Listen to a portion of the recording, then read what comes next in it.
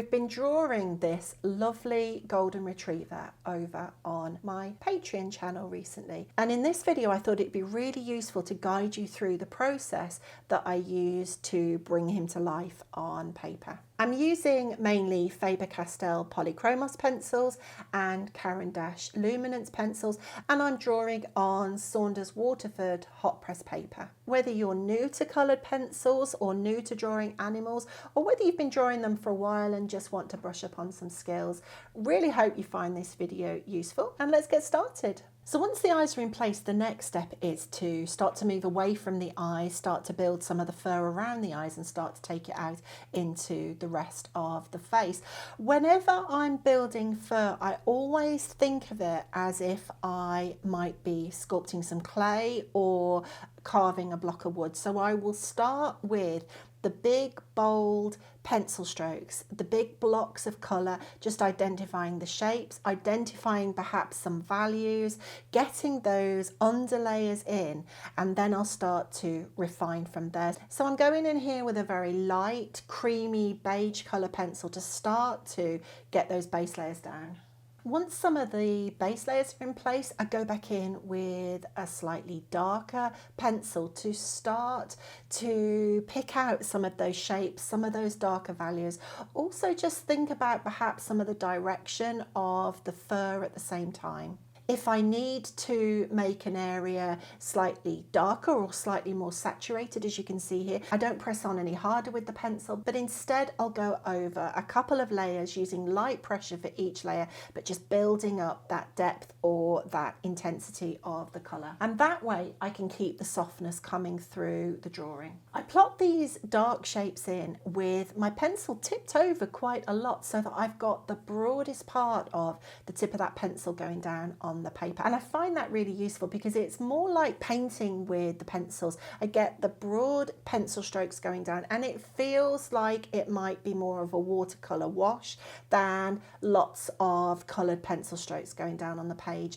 I go between using the darker colored pencils to build up some of the values and build up the structure of the face, and then go back with the lighter color pencils to either reinforce the color that I want to build up, to mix that color, or to just blend the darker layers that have gone down. Again, my pencil's tipped over on the side a little bit. It helps to blend, to soften the pencil strokes underneath, to create a soft looking fur, which is what I'm trying to achieve. I'm using my pencil tipped over on the side again to create those broader pencil strokes, to just help to push around those layers of pencil that have gone down underneath as part of the blending process. But that will only work if I've applied the layers underneath the blending layer with soft light pressure, so that the pencil sits on the top of that tooth, it sits on the surface of the paper, and the blending layer then just pushes all that pigment around underneath to create that lovely soft feel to the fur that I'm trying to achieve. So moving on to the ear, I've already applied my really light grey base layer, and now I'm taking a mid-tone pink grey colour to start to plot in some of the shape and some of the flow of the fur as it travels over the ear. Once I've got some of the fur direction plotted in with that mid-tone pink brown pencil, I go back with the creamy ochre colour pencil again. I've got the pencil tipped over on the side, so I've got the broader part of the pencil going down on the paper, and I'm getting a nice smooth even coverage of the pencil over the ear. I'm working in the direction that the fur's travelling in. I'm not looking for a solid blanket coverage of the pencil at this stage for this layer. You can see that I've got some of that lighter grey layer showing through. I'm starting to get the coverage down, but building up a little bit of texture at the same time, and allowing some of the lighter grey pencil to come through will help with that. So I repeat that process a couple more times over a few more layers, building up the colours using more of an orange colour, more of a pink colour, along with the ochre colours and the burnt sienna type colours that I've already used, to mix the colour of the ear directly down on the paper, each time allowing some of the layers underneath to show through, so that I don't have a blanket coverage of any one of those colours down on the ear. Those colours are all showing through in different parts of the ear. And from there, I'll go in with an orange brown coloured pencil to start to build in some of those darker values and start to bring in the flow of the fur travelling over the ear and start to bring in some of the structure and some shape to the ear. I build in a few more layers of those mid-tone pencils to make the colour in the ear a little more saturated and to mix the colour that I'm looking for. And every time I come back to the darker pencils to address the darker values, I go just a little bit darker with my pencils. So whereas last time I was using that orange burnt sienna type colour, now I'm using a darker brown colour to refine and shape those values and to darken those values a little bit more. It's really important that I make sure that the value that runs along the edge of the ear is nice and dark. So I'm using a really dark pencil to demonstrate the depth of that space between the ear and the head.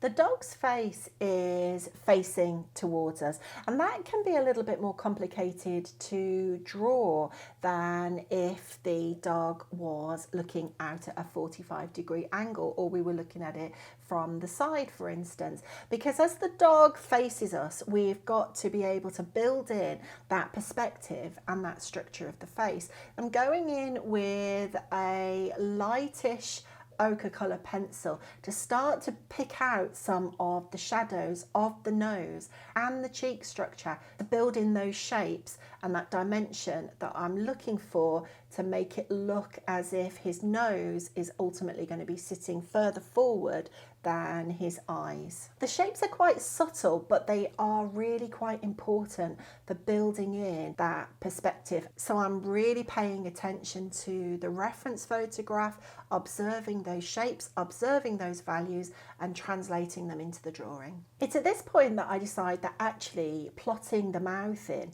is going to be really quite useful, because it's going to give me some darker values to help me decide how dark or light I want to take the orange brown tones of the fur that sits around the nose and on the cheeks. So I start by plotting in the tongue area with a pink pencil, and then going in with a darker brown pencil to plot in the dark bit that is going to sit right at the back of the mouth.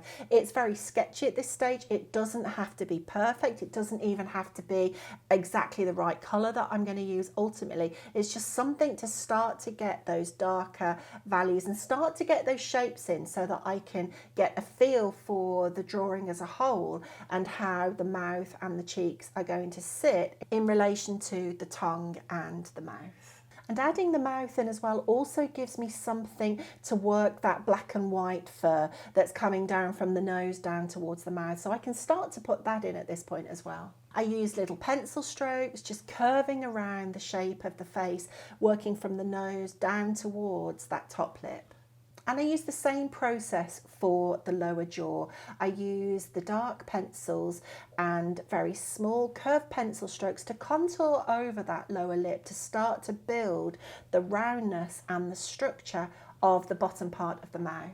Once I've got the mouth and the jaw plotted in, I go back to the nose and the cheeks and the fur that's around the jaw, working between my light and dark pencils to darken the values, to lighten areas that I might need to lighten, making sure that I'm happy with the depth and the perspective and building that structure of the face that I'm looking for. I start the neck in a slightly different way this time. So where with the rest of the drawing I will have put a light grey base layer down first, for the neck I actually go in and start to plot some of the direction and the flow of the fur with that mid-tone orangey brown pencil that I've been using in the rest of the drawing. I start to build up my colours again, just like with the rest of the drawing, and then I want to make some of those values darker, so I use a dark brown pencil to start to build in some of the volume in the fur. I want to make sure that this neck fur stays really soft and subtle and diffused. I don't want it to take away from the eyes and the nose and the mouth, but particularly the eyes, which are going to be the focus of this particular drawing. So I use my pencil, tiptoe over on the side again a little bit so that I can use the broader part of the tip of the pencil to get some really broad, soft pencil strokes going down. And that's how I'm going to build up this neck fur. Once I've added some of the darker values with the dark brown colour pencil, I use my kneadable eraser to start to pull out some of the lighter values. All I'm really looking to do is to create some more volume and soft volume in the fur. And I find the kneadable eraser is really good at this because it hits and misses the paper, so it will take some pigment off but leave some of it behind. And that in itself builds texture as well as the volume into the fur. And once I've softened the neck fur by darkening down some of the values, just adding a little bit of contrast, the final things for me to do are to add a few whiskers with the white pencil, add a couple of highlights in the eye, and here we go. Here's the finished drawing, my golden retriever with colour pencils on hot press paper. I hope that you have picked up some ideas and some techniques that you can transfer into your own drawings. Really hope you found the video useful, and I'll see you in the next one.